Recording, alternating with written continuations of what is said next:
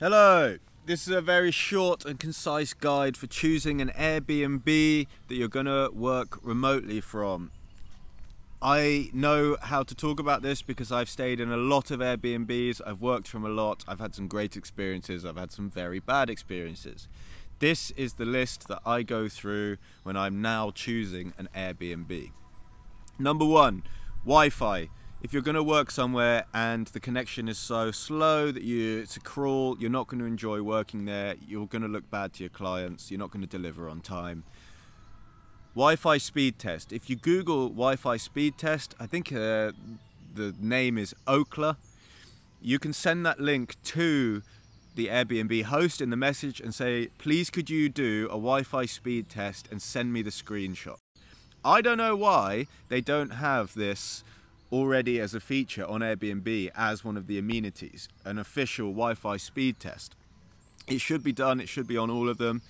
Quite often you'll be able to look through the reviews and people that have worked there before will have commented on the Wi-Fi. If you do Command or Control F, Mac or Windows, Wi-Fi speed, maybe the reviews will come up. Make sure you do a Wi-Fi speed test. There's nothing wrong with asking, there's everything wrong with turning up and the Wi-Fi being bad if you are working. Especially if you get there on a Sunday night, you've got to find a new place to work on Monday. You know, just get the Wi-Fi speed sorted. Ask them to do a test. If they say, no, I'm not doing this test, it's a bad sign, you should leave. Don't stay in that Airbnb. Next one to ask, and this is building work. Ask them, is there any construction going on near the building which will affect the noise levels? They have to tell you honestly. If it's wrong, they should refund you when you're there. That happened to us. We were working in Croatia, in Split, and the flat above us was having drilling done the entire time we were there, and we left after a day and a half because the noise was so loud that you couldn't even talk to each other in the room. So how would you be able to work there? You can't. And we said that to her. We sent her a video and she very kindly refunded our money. The next one, access to a town or a shop. This is important because you don't want to be walking 5 or 6 miles every time you need a bit of food. It's a good consideration to just think about where's the nearest shop. You don't need a massive supermarket, but it's nice to be able to go and get certain things. Don't be right in the middle of the sticks unless you want to do some massive preparations. I'm not saying there's anything wrong with being in the sticks, but if you want to work, you don't want to be concentrating on how often do I get the food. Make sure there's a shop close. Kitchen. Some people, they like to eat out all the time. I quite like cooking lunch at home, making a salad, some eggs, late night snack without going out. I want to know that there's a decent kitchen with some implements. So it should say that, fully equipped kitchen, but you'll be able to see it in the photos. You want to basically look for at least 2 burner hob. You don't need an oven. Simple food, pasta, eggs. Look for a kitchen. That one really does make working a 9 to 5 easier if you can just nip to the kitchen and make a snack. That's a really good one actually. Cost. If you have a job already, a remote work job, and you've got some savings, yeah, you can be a bit more flexible with the cost. But if you are maybe just starting, you don't have a runway, you want to make sure that the cost is within your budget and calculate what is this going to look like for 7 days, what if I have to stay here for 2 weeks, etc.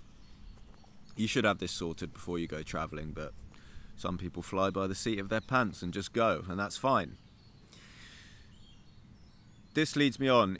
If you're staying on your own, it's obviously more expensive. If you are traveling with a partner or a friend, you share the cost of the Airbnb, and that's really good, as long as you both have space to work. And so this next section is the last section, is considerations for if there's 2 of you staying in the Airbnb.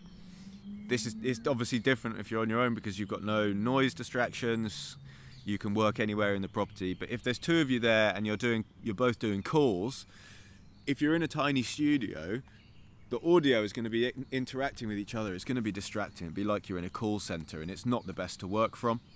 So, hello, lovely dog. Where are you?